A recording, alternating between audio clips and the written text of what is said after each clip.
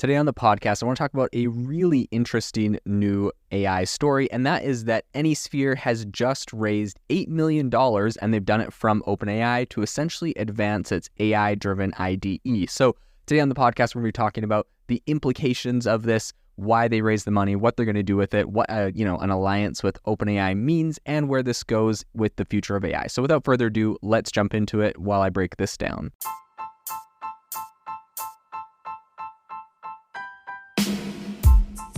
Welcome to the world's #1 AI podcast, AI Chat. I'm your host, Jaden Schaefer.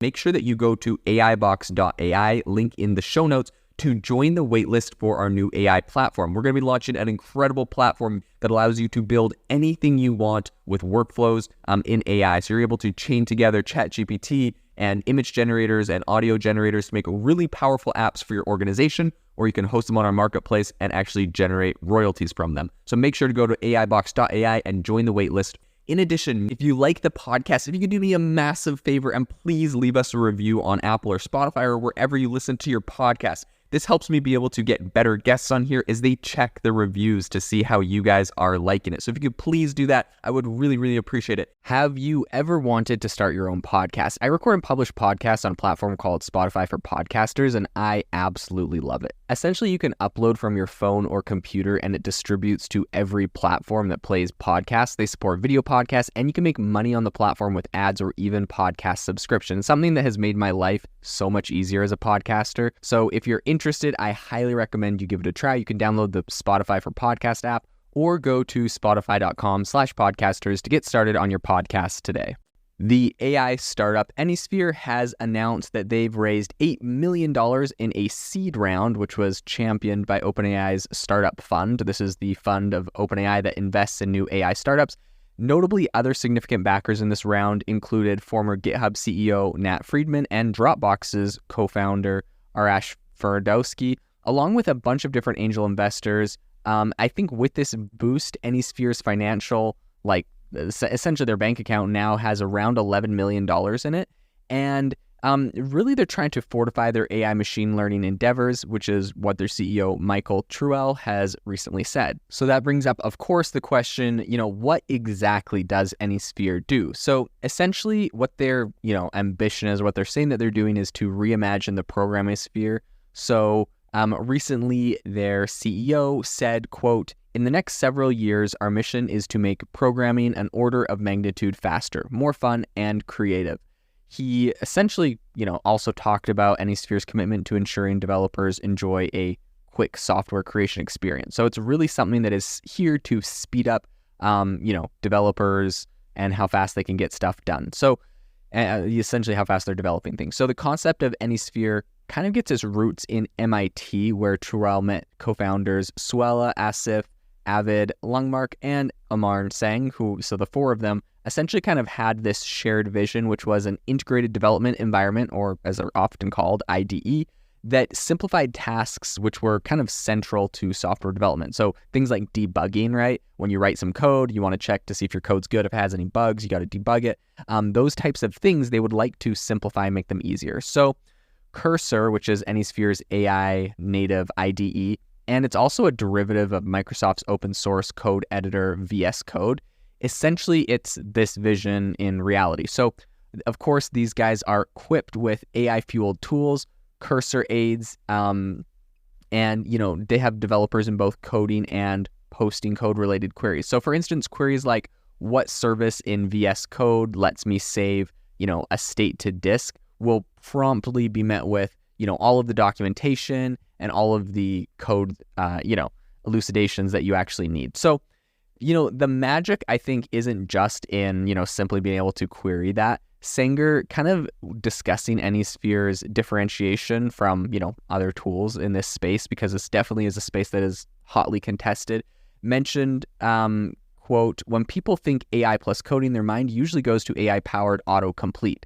We think this has been done particularly well by GitHub Copilot and others, so we're focused on features that come after autocomplete, like finding bugs and code-based Q&As. I think this is really important. I've seen, obviously, we've all seen a lot of different tools in the space of development, and AI. And if your main goal, which there are a number of companies, is just exclusively to compete with GitHub Copilot on some, reason, like we're GitHub Copilot, but we do like these three things like better. I think that's a dangerous game, especially for startups to play, because GitHub's Copilot is going to have a ton of money to just kind of essentially over the long run continue developing this tool, where startups may not always have that if they don't get immediate traction or product market fit. So I think it's really smart for products like Anysphere to go kind of beyond that and then say, what happens after GitHub's Copilot helps you do something, like what's the next steps to speeding it up. So then they're looking at things like finding, debugging code bases, Q&A, all that kind of stuff. So, how does Cursor kind of carve out a niche for itself in all of the IDE, these huge IDE companies?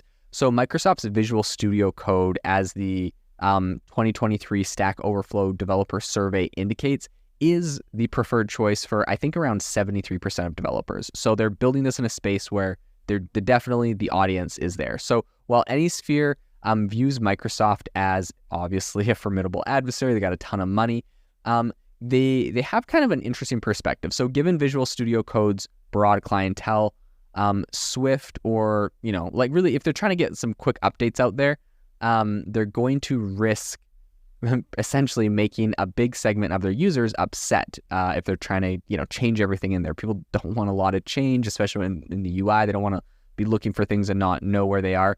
So they say that emphasizing the untapped potential in AI coding, quote, the ceiling of the AI coding space is so high, there's so much to do that it's not possible to just clone the tech and put, great sales on top. You need to constantly evolve the tech.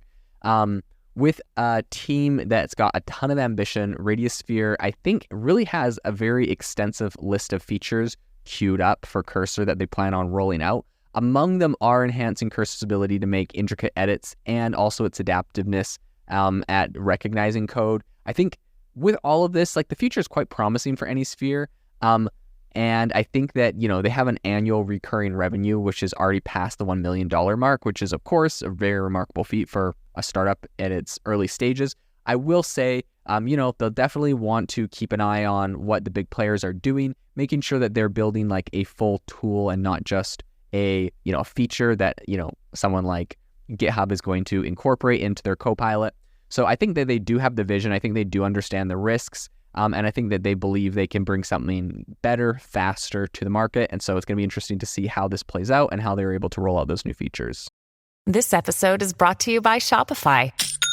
Forget the frustration of picking commerce platforms when you switch your business to Shopify, the global commerce platform that supercharges your selling wherever you sell. With Shopify, you'll harness the same intuitive features, trusted apps, and powerful analytics used by the world's leading brands. Sign up today for your $1 per month trial period at shopify.com/tech, all lowercase. That's shopify.com/tech.